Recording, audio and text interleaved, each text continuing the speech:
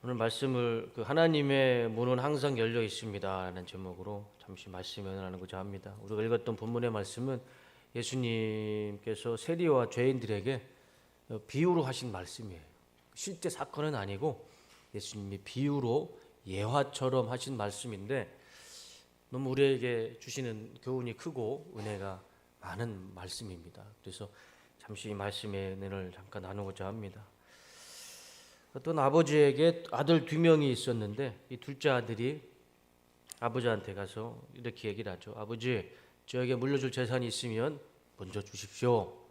그래서 아버지는 큰아들을 하고 이 둘째 아들에게 유산을 줍니다. 공평하게 주죠. 그리고 나서 이 막내 아들이 아버지의 재산을 가지고 투자를 하거나 사업을 하는 게 아니고 그 돈을 가지고 나눕니다. 다른 지역에 가서 막 허랑방탕하게 써요. 돈이라는 것이 날개가 달려서 금방 나가죠. 이렇게 그래가지고 이 막내 아들이 허랑방탕하게 돈을 써가지고 결국에는 미천이 다 떨어져서 오갈 데가 없는 상황까지 갑니다. 그래서 오갈 데가 없는 상황에 마지막으로 간 곳이 들판에 돼지를 먹이는 곳에 거기 돼지를 치는 일을 하게 됐죠. 그런데 말씀을 보니까 돼지를 쳐도 먹을 것도 없고 누가 챙겨주지도 않고 배가 너무 고픈 거예요. 근데 돼지들이 뭘 먹는 거 보니까 그 쥐염 열매라는 것을 먹고 있었습니다. 그래서 너무 배고파가지고 돼지가 먹는 쥐염 열매를 자기도 먹으려고 먹을까 말까 고민하고 있습니다. 그런 상황에 이 막내 아들이 정신이 바짝 나죠. 그래서 이렇게 얘기를 합니다. 우리 아버지는 아무리 많은 일꾼이 있어도 배고프지 않게 음식을 줬는데 나는 여기서 굶어 죽는구나.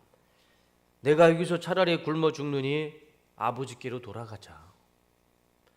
아버지의 종이 되고 노예가 돼도 좋으니 아버지께로 돌아가자 하고 그런 마음과 결심을 가지고 아버지께로 돌아가죠. 아버지가 저 멀리 막내 아들이 정말 거짓골로 오는 걸 보게 됩니다.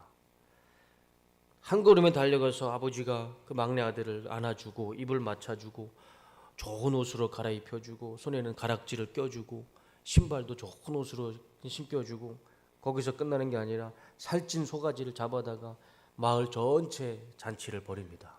그리고 아버지가 이렇게 얘기하죠. 내 아들이 죽었다가 다시 살아났고 잃어버렸던 아들을 다시 찾았다 하면서 이 아버지가 기쁨으로 마을 잔치를 하는 것을 보게 됐죠. 이것을 예수님이 세리와 죄인들에게 비유로 하신 말씀이었어요. 예수님이 이렇게 비유로 예화로 왜 이 말씀을 하셨을까? 의도가 있으셨겠죠. 제가 예수님의 이 정확한 의도는 알 수는 없지만 우리는 이 말씀을 통해서 이런 뜻으로 예수님께서 이런 비유를 하셨구나라고 생각은 해볼 수 있을 것 같아요. 첫 번째는 하나님을 떠난 곳에는 은혜가 없다입니다. 이 아들이 아버지의 유산을 받고 집에 나가서 신나게 살죠. 돈도 있겠고 또 젊고 건강하겠다. 거칠 게 뭐가 있겠습니까? 재미도 있고 얼마나 즐거웠겠습니까? 가고 싶은 데 가고 먹고 싶은 거 먹고 하고 싶은 거 다 하면서 그렇게 인생을 살다 보니까 허랑방탕하게 되고 돈이 다 쓰게 되죠. 우리 인생에 늘 그런 것 같습니다. 늘 좋을 수는 없는 것 같아요. 늘 건강할 수도 없고 늘 내 호주머니가 두둑할 수 있는 것도 아니고 항상 좋을 수도 없는 인생인 것 같습니다. 이 아들도 한계에 다다른 것 같아요. 건강과 돈과 모든 좋은 것들이 마지막까지 한계까지 갔던 거죠.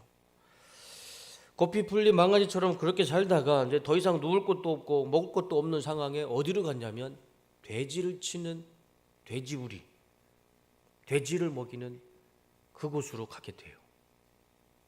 왜 하필 돼지일까요? 예수님이 꼭 집어서 돼지라는 말씀을 쓰셨어요. 돼지가 먹는 쥐염 열매라고 말씀하셨어요. 왜 돼지일까요? 여기에는 우리가 좀 생각해 봐야 할 문제가 있습니다. 우리나라 돼지하면 복덩어리잖아요. 사실 돼지하면 고사를 이제 영화를 찍는 감독이나 배우들이 영화를 크랭크인 촬영하기 전에 뭘 하죠? 고사를 지내는데 거기에 뭐가 있습니까? 돼지머리가 항상 있어요. 돼지머리. 돼지머리를 뚝 잘라가지고 고사상에 딱 올려놓고 거기다 뭘 합니까? 입에다가 돈을 집어넣어요. 그리고 거기서 막 그 영화가 잘 되게 해주십시오. 또 어떤 건물을 지으면은 그 건물 이 삽하기 전에 고사를 지내면서 돼지머리를 거기다 해놓고 일단 우리나라는 복을 달라고 복을 비는 데는 돼지머리가 항상 들어가요. 그죠? 돼지고기 먹이도 맛있고요. 또 먹다 보면. 근데 이 유대인들은 우리나라하고 정서가 완전히 다릅니다. 완전히 달라요. 유대인들에게 돼지머리를 놓고 고사를 지내라고 하면 아마 원수 맺을 겁니다. 이 유대인들의 돼지는 그렇게 생각하지 않아요. 돼지에 관련된 성경 구절을 몇 가지 제가 한번 가져와 봤습니다.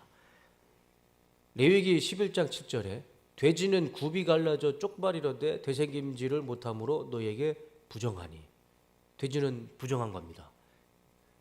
하나님이 말씀해 주신 거예요. 신명기 11장 8절 돼지는 굽이 갈라졌으나 책임질을 못함으로 너희에게 부정하니 너희는 이런 것의 고기를 먹지 말 것이며 그 사체도 만지지 말 것이니라. 돼지고기 고기도 먹지도 말고 그 죽은 돼지 사체도 만지지 말라는 거예요. 잠언 11장 22절 아름다운 여인이 삼가지 아니하는 것은 마치 돼지 코에 금고리 같으니라. 그러니까 돼지 코에 그 고리를 걸어봐야 이쁘지 않잖아요. 이치가 맞지 않는 것에 돼지가 비유가 된 거예요.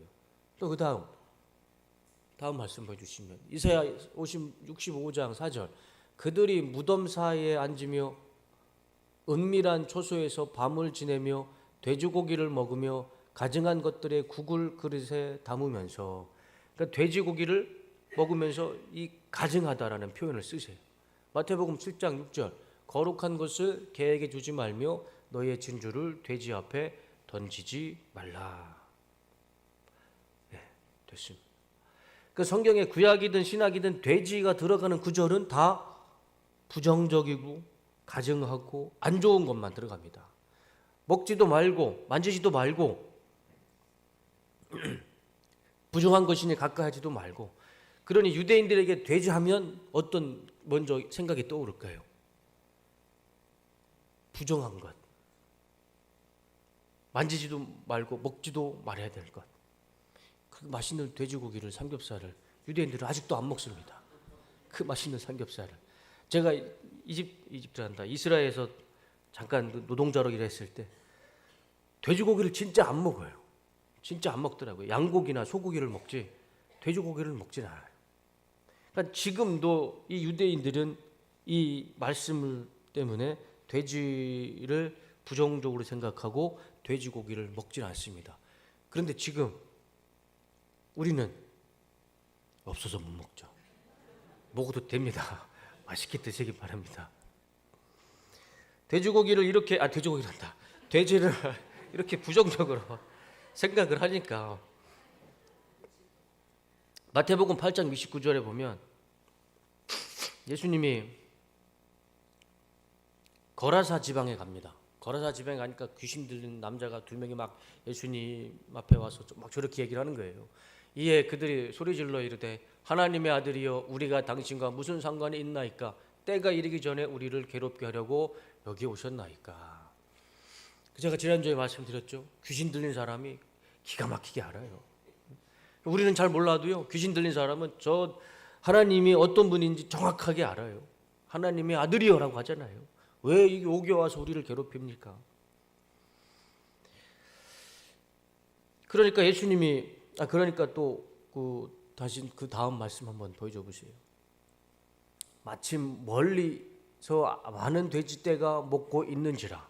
또 때마침 멀리 돼지떼가 있었어요. 그러니까 귀신들이 그러죠. 예수께 간구하여 이르되 만일 우리가 우리를 쫓아내시려면 돼지떼에 들여보내 주소서. 예수님한테 간청하는 거예요. 우리를 내쫓을 것 같으면 저기 돼지떼가 있으니까 저 돼지떼에 들어가게 해주십시오. 예수님이 그래 가라. 그러니까 귀신들이 이 두 사람에 나와서 돼지떼로 들어가죠. 그리고 나서 돼지들이 어떻게 합니까? 갈릴리 호수로 달려가서 다 죽어요. 다 몰살합니다. 이거는 비유가 아니잖아요. 이건 사실이잖아요. 자, 됐어요. 그 말씀을 보면 귀신들이 돼지한테 가게 해달라고 했던 것도 돼지고 귀신들이 다 몰살시킨 것도 돼지예요. 왜 그렇게 성경은 돼지를 이렇게 부정적으로 표현하고 이렇게 맛있는 돼지고기를 왜 그렇게 이렇게 돼지에 대해서 부정적으로 얘기를 했을까? 그 하나님의 율법입니다. 그 율법이에요. 그러니까 심지어 이사야 66장 17절 말씀을 보시면 말씀 한번 보여줘 보세요. 스스로 거룩하게 구별하여 몸을 깨끗하게 하고 이교 제사를 바치는 동산에 들어가서 우상을 가운데 놓고 둘러서서 돼지고기와 부정한 짐승과 쥐고기를 먹는 자들은 모두 다 망할 것이다. 돼지고기, 부정한 짐승, 쥐고기를 먹으면 또 그렇게 하면서 우상 숭배를 하면 다 망한답니다. 성경 곳곳에 이렇게 말씀하는데 유대인들이 돼지고기를 먹을 수 있을까요? 못 먹을까요? 못 먹죠. 무서워서라도 못 먹을 겁니다. 근데 예수님이 오늘 비유로 말씀하시는데 이 막내 아들이 갈 때까지 갔죠. 그곳이 어디인가요? 거기에 무엇이 있나요? 돼지가 있었어요. 돼지가. 심지어 돼지가 먹는 그 쥐 없는 매를 그거를 배고파서 먹으려고 합니다. 무엇을 의도하셨을까요? 이 아들이 인생의 정말 가장 마지막까지 내려간 것, 유대인들이 다 부정하게 생각하는 것, 그 시체도 만지고 싶지 않은 그 돼지들을 키우고 그 돼지우리에서 돼지들이 먹는 쥐 없는 열매를 배고파서 먹으려고 하는 그 상황까지, 그 마지막 순간까지, 그 처참한 순간까지 내려갔다는 것을 예수님이 이 비유로 이 돼지를 들어서 말씀해 주고 있는 것이죠. 이 아들의 인생은 율법에서 말씀하시는 것처럼 이 부정함 그 자체였습니다. 이 둘째 아들과 돼지는 동일선상에서 예수님께서 말씀해 주세요. 돼지들이 치는 곳에 가서 돼지들이 먹는 쥐 없는 열매를 먹고 똑같이 허기지고 배고픔을 느낍니다. 그런데 이 아들이 왜 그렇게 돼지우리에 가서 부정한 짐승들과 같이 그 부정한 음식을 먹으려고 했을까요? 그 이유가 어디에 있을까요? 그 이유는 하나밖에 없죠. 아버지의 품을 떠났습니다. 그 이유밖에 없잖아요. 또 다른 이유를 예수님께서 설명해 주시거나 비유로 들어주지 않으셨어요. 이 둘째 아들은 분명 아버지 품에 있을 때는 자기들 고백하잖아요. 우리 아버지 집에는 종들도 많고 노예도 많고 일꾼도 많은데 그들을 다 먹이고 배부르게 먹이는데 나는 여기서 돼지들과 함께 쥐 없는 열매를 먹고 내가 여기서 굶어 죽는구나. 아버지와 함께 있을 때는 뭐든지 다 풍족하고 풍요로웠습니다. 심지어 일꾼들도 배고프지 않았어요. 근데 이 아들이 아버지를 떠났습니다. 아버지를 떠났더니 어디까지 갔냐? 그 인생이 어디까지 내려갔느냐? 유대인들이 부정하게 여기는 돼지들이 먹는 쥐업 열매까지 인생으로 나락으로 떨어질 수 있을 만큼 밑바닥까지 떨어진 거죠. 그 이유가 어디에 있어요? 아버지를 떠났을 때. 이 아버지는 누구일까요? 예수님은 누구를 말씀하신 건가요? 하나님이죠. 하나님을 떠났을 때 그 인생의 마지막에 어디일까? 유대인들이 그렇게도 부정하게 생각하는 돼지우리. 거기까지 예수님은 말씀해 주신 것이죠. 우리는 이 말씀을 꼭 기억해야 할 줄로 믿습니다. 아들이 갖고 있었던 것이 무엇이 있었나요? 많은 돈이었습니다. 또 시간이었고 젊음이었고. 그런데 그게 그 아들을 잠시 기쁘게 해줄 수는 있었지만 그것이 그 아들의 인생을 행복하거나 배를 채워주지는 못했어요. 결국에는 그 돈 가지고 나갔던 아버지 품을 떠났던 그 아들이 돈 가지고 나갔는데 그 돈이 결국은 돼지우리까지 가는 부족한 인생으로 가게 됐죠. 결국 다 사라질 것들의 삶의 기쁨과 만족을 두고 살아가는 것, 그것이 아니고 우리 하나님 품에서 있을 때, 하나님 아버지 품에 있을 때 소멸되지 않는 것, 일꾼이라도 배부르게 먹을 수 있는 것, 그것이 바로 아버지 품이고 하나님의 품인 줄로 믿습니다. 우리 예수님은 이 비유를 통해서, 이 예화를 통해서 그거를 우리에게 가르쳐주고 있는 것이라 믿습니다. 그리고 하나님이 창조하신 땅에서 하나님 품에 있어야 우리가 건강하고 안전하죠. 하나님이 이 전지 만물을 창조하셨는데 이 하나님의 품에서, 하나님의 살고 하나님 만들어 오신 이 땅에서 하나님을 떠나서 어디에 평안함이 있고 건강이 있고 우리의 기쁨과 만족이 있겠습니까? 하나님이 창조해 오신 이 땅에 있을 때 우리는 하나님의 품에서, 하나님의 아버지 품에서 살아갈 때 무엇으로도 부족함이 없는 삶이 될 줄로 믿습니다. 이번 한 주간 우리 인생 가운데, 우리 삶 가운데 아버지를 떠나서 부족한 인생 살지 마시고 항상 아버지 안에서, 아버지 품 안에서 하나님의 말씀과 은혜와 하나님의 찬양과 그 모든 은혜 가운데 그 하나님 품에서, 아버지 품에서 뭐든지 무엇이든지 풍요롭고 풍족하고 배부르고 행복한 한 주간의 삶이 되시기를 주님의 이름으로 축원합니다. 절대 아버지 품을 떠나면 안 됩니다. 그 끝은 부정한 돼지밖에 없을 것 같아요. 예수님 말씀해 주시잖아요. 두 번째는 이 비유를 통해서 우리가 깨달아야 할 것은 하나님의 집은 언제나 돌아갈 수 있다입니다. 아버지의 집은 언제나 우리는 돌아갈 수 있습니다. 제가 옛날에 저희 우리 할아버지 댁에 가면 큰 대문이 있었어요. 저희 할아버지 댁 집은 큰 집은 아닌데 대문은 엄청 컸어요. 옛날 집은 다 그렇게 대문이 있었잖아. 근데 그 대문이 나무로 되어 있는 대문입니다. 열면 찌직거리는 대문. 그런데 할아버지 댁에 가면 항상 문이 열려 있어요. 항상 열려 있었어요. 그때 뭐 도둑도 없고 다 마을 사람들이 다 아니까 할아버지 댁에 가면 문은 크게 만들어 놓고 멋있게 만들어 놓고 그냥 항상 열어 놓고 있었어요. 그 기억이 아직도 제가 남아요. 우리 하나님의 집이 우리 할아버지 집과 똑같지 않을까 생각을 해요. 우리 하나님의 집, 우리 아버지의 집은 항상 열려 있는 것 같아요. 문제는 그 집을 나와서 돌아가지 않는 우리가 문제이지, 하나님의 집은, 아버지의 집은 항상 열려 있는 줄로 믿습니다. 그 집에서 우리가 그 돈 가지고, 젊음 가지고, 인생 가지고 나와 봐야 다 소멸되고 소진되고 그것 가지고 잠시 인생의 만족은 있을 수 있지만 결국에는 돼지우리에 가는 거예요. 돼지가 먹는 쥐업 열매를 보면서 배고픔에 허기를 달랠 뿐입니다. 우리 아버지의 집은 항상 열려 있고 우리가 어떠한 처지에 있다 할지라도 간혹 아버지의 집을 나와서 이 아들처럼 비참한 인생의 환경에 처해 있다 할지라도 우리 아버지의 집은 항상 열려 있는 줄로 믿습니다. 우리는 돌아가기만 하면 됩니다. 아버지 품으로 다시 돌아가고 하나님의 집으로 다시 돌아갔을 때 하나님은 우리를 나 몰라라 내치지 않으실 것이라 믿습니다. 우리가 돌아오는 그 길에 하나님 우리를 안아주시고 우리에게 좋은 옷을 입혀주시고 반지를 껴주시고 신발을 새 신발로 갈아입히셔서 마을 사람들을 불러놓고 살찐 소가지를 잡으면서 하나님 우리에게 기쁘게 맞아주실 줄로 믿습니다. 우리의 삶이 어떠할지라도, 지금 내 삶의 모양이 어떠할지라도 우리는 돌아갈 집이 있는 하나님의 자녀임을 믿습니다.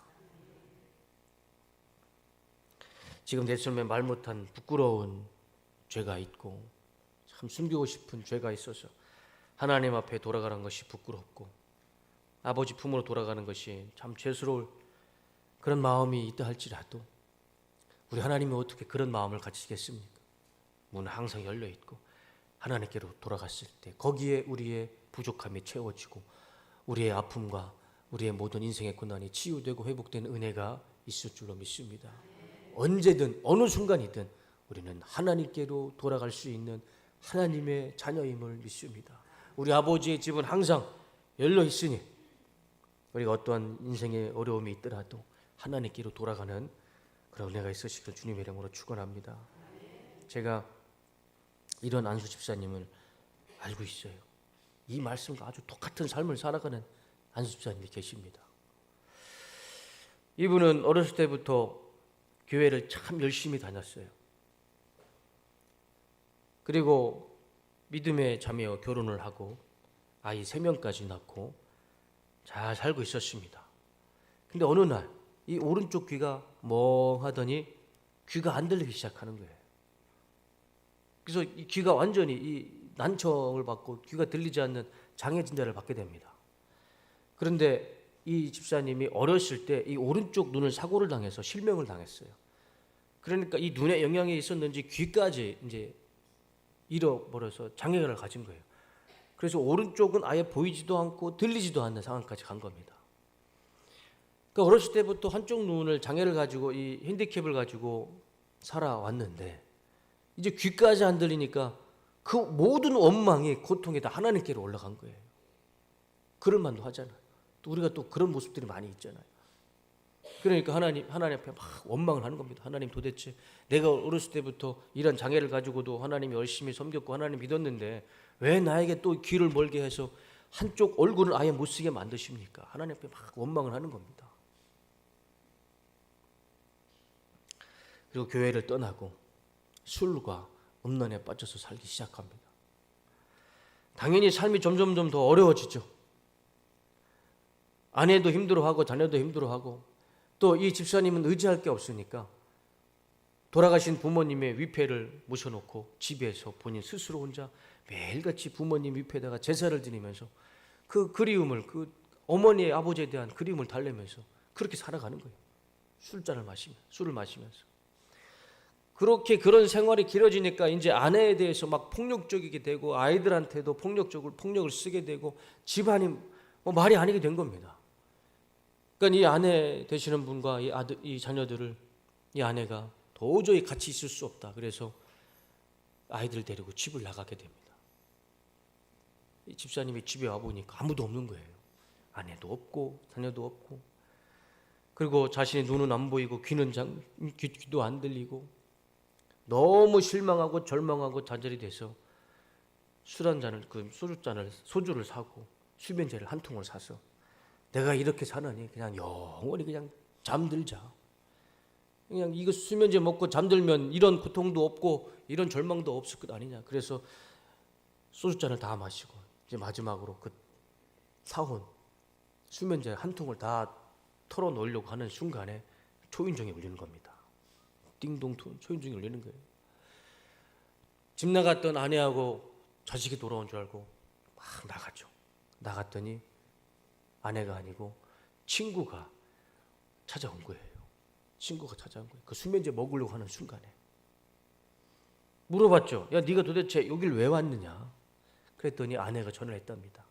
아내가 지금 우리 남편이 집에서 살았는지 죽었는지 가서 한번 좀 확인 좀 해주세요. 그래서 이 집사님의 친구한테 전화를 했고 그 친구분이 전화를 받고 그 집에 왔던 거예요. 조금만 늦었어도 큰일 날 뻔했죠. 하나님의 인도하심이죠. 그래서 들어가서 보니까 소주병에 막 쌓여 있고 이 수면제 뚜껑 열린 게 그것을 보고 친구가 이 집사님을 막 때리기 시작하는 겁니다. 이놈아, 정신 차려라. 막 때리면서 욕을 하면서 네가 죽으면 네 아내하고 네 자식들은 어떡하냐. 이 친구가 사실 그 상황을 보면서 막 때리면서 이 집사님을 혼내키는데 그 때리는 친구가 너무 고맙더래요. 자기를 욕하고 막 자기를 주먹질로 때리고 막 손바닥으로 때리는데 그 친구가 너무 고마워서 그 친구를 붙잡고 막 통곡을 했더랍니다. 너무 고마워서. 그렇게 어려운 상황 가운데 찾아준 것도 고맙고 죽지 말라고 하는 것도 고맙고. 그래서 이 친구가 이 집사님한테 이런 얘기를 합니다. 너 옛날에 교회 열심히 다니지 않았느냐? 내가 다니는 교회 이번 주부터 다시 나가보면 어떻겠느냐? 그렇게 권유를 하는 겁니다. 하나님이 정말 보내주신 거죠. 그래서 이 집사님이 얼마나 고마워요.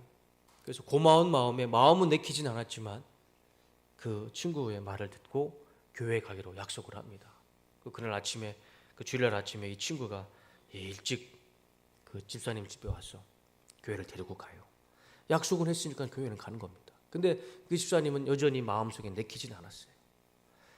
교회 앞에 서서 이제 교회 예배당에 이제 들어가야 되는데 이 집사님의 발걸음이 도저히 떨어지지가 않더랍니다. 교회에 들어가는 것 자체가 너무 불편했더래요. 하나님 앞에 죄스럽기도 하고 또 모르는 사람 자신의 이 모습을 보여주는 것도 싫고 모든 것이 불편하고 다 싫었. 그래서 교회 앞에서 예배당 문 앞에서 뒤돌아서 집으로 돌아오려고 친구하고 이렇게 막 실랑이를 하고 있었답니다. 근데 결국에는 이 친구가 이 집사님의 고집을 꺾지 못하고 집사님이 뒤를 돌아서 집으로 돌아가려고 걸어가고 있는 찰나에 마음 가운데 이런 음성이 들리더래요. 내 아들이 아버지 집에 오는데 술 취함이 어떻고 옷이 더러움이 무슨 상관이냐. 그런 음성이 이 집사님 마음 가운데 울리더랍니다. 내 아들이 아버지 집에 오는데 술 취한 모습이면 어떻고 옷이 초췌하면 어떠냐. 그 말씀, 그 음성을 듣고 나서 그 마음의 감동을 듣고 그 자리에서 이 집사님이 무너지고 그 길바닥에서 통곡을 하며 울기 시작합니다. 아버지의 마음을 느낀 거예요. 아버지의 마음. 그리고 좀 마음을 좀 진정하고 교회에 들어가서 예배를 드리기 시작합니다. 30년 넘게 오랜 시간에 걸쳐서 교회와 하나님과 멀어졌다가 30년 넘는 시간을 넘어서 교회에 처음 와서 하나님께 예배 드리는데 한쪽 귀가 안 들리잖아요. 근데 성가대들이 찬양을 하는데 그 집사님이 그래. 간증이 그래. 이 귀 속 깊은 곳에서부터 찬양이 들리기 시작하더랍니다. 귀 속 깊은 곳에서부터. 그러더니 그 성가대의 찬양 소리가 점점 커지더니 어느 순간 이 오른쪽 귀가 확 열리더래요. 하나님의 찬양이 예전에는 한쪽만 들리던 게 양쪽이 서라운드로 들리기 시작하더랍니다. 하나님의 찬양, 성가대의 찬양, 그 아름다운 찬양이 막 들리기 시작하더래요. 그리고 한쪽 눈이 안 보였잖아요. 목사님의 설교를 듣는데 조금씩 희미하게 목사님의 얼굴이 이 오른쪽 눈이 점점 보여지기 시작하더랍니다. 그리고 예배가 끝날 때는 양쪽 눈에 정확하게 목사님의 얼굴을 보고 목사님의 설교를 양쪽 귀로 듣는 기적이 나타난 거예요. 그 예배 시간에. 그러니까 하나님께서 그 아들을 축복해 주시려고 집을 돌아가는 그 길에 하나님께서 그 아들을 붙잡아 주시고 말씀해 주신 거예요. 네가 내 집에 왔는데 네 상황이 어떻든 네 옷이 어떻든 그게 뭐가 무슨 문제냐. 아버지 집으로 돌아왔을 때 막혔던 귀가 열렸고요.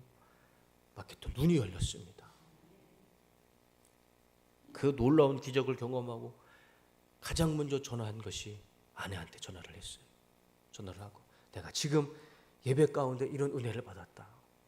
내가 다시는 술도 안 마시고 집에 있던 제사상도 다 치우고 내가 다시 정신 차려서 일을 하면서 우리 아이들을 돌볼 테니 다시 집으로 돌아와라.